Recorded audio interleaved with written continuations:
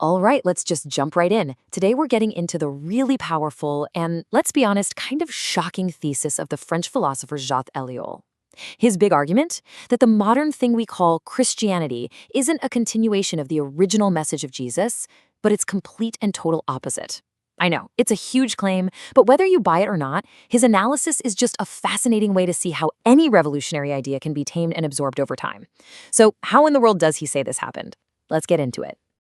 So where does Ellul even get this idea? Well, he's not pulling it out of thin air. He's building on thinkers like Soren Kierkegaard, who came up with this absolute zinger of a quote. The point he's making is that something that was supposed to be radical, offensive, and world-changing, the cross, was turned into a harmless toy, something safe and predictable. That's the core problem Ellul is trying to explain. And you've got to pay attention to the word he uses here, subversion.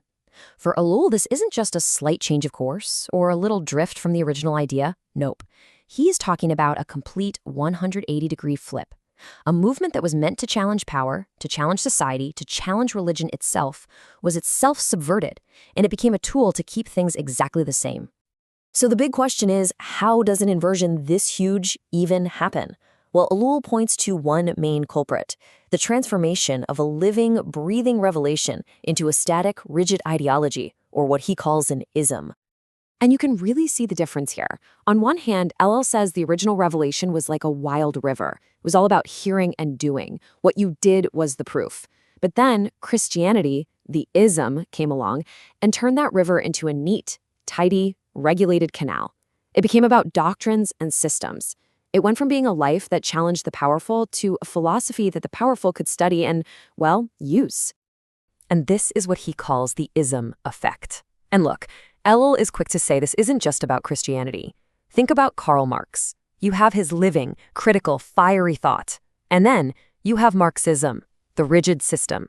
The second you freeze a living idea into a system, he argues, it loses its power. It becomes predictable, boring, and can easily be twisted into the very thing it was fighting against. So what's the number one fallout from Christianity becoming this ism? Well, it completely flipped its relationship with worldly power. What began as a challenge to power became a cozy alliance with power. This timeline kind of gives you the whirlwind tour of how this all went down. You start with the early church, this little flock that was often in direct opposition to the Roman state. Then, bam, the huge turning point, the Emperor Constantine in the 4th century. The church links up with the empire. Later, you get ideas like holy war, which Ellul actually argues were borrowed from Islam, and that really sealed the deal, wedding political power and religious power. And even the Reformation, which was a huge challenge to the system, eventually ended with new national churches just cozying up to their own state rulers. Let's really zoom in on that moment, though. For Ellul, the 4th century is everything.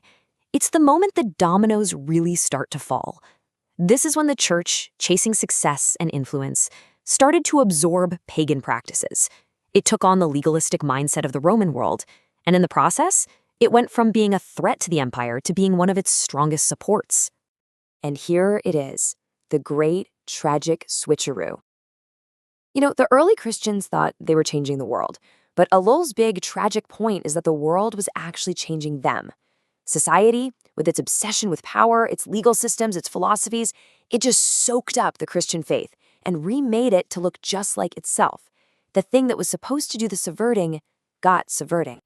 All right, so the next piece of this puzzle is maybe even more shocking. Ellul argues that the original revelation was actually anti-religious. It was supposed to knock down all the walls between what's sacred and what's secular. But instead, Christianity just rebuilt them, maybe even higher than before.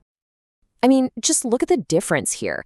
The original idea was to desacralize everything, to say God is transcendent, so the whole world is secular, and there are no special holy spots. But the subverted version did the opposite. It created holy places, churches, holy times, Lent, a special class of people, priests, to be the middlemen.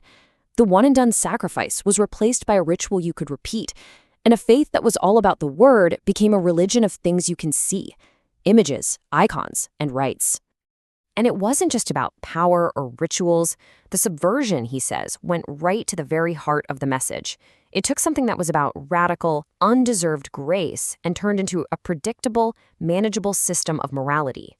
So how did that happen? Well, Ellul paints this picture. Imagine society is collapsing, like in the late Roman Empire. It's chaos. The church feels like it has to step in and create some order.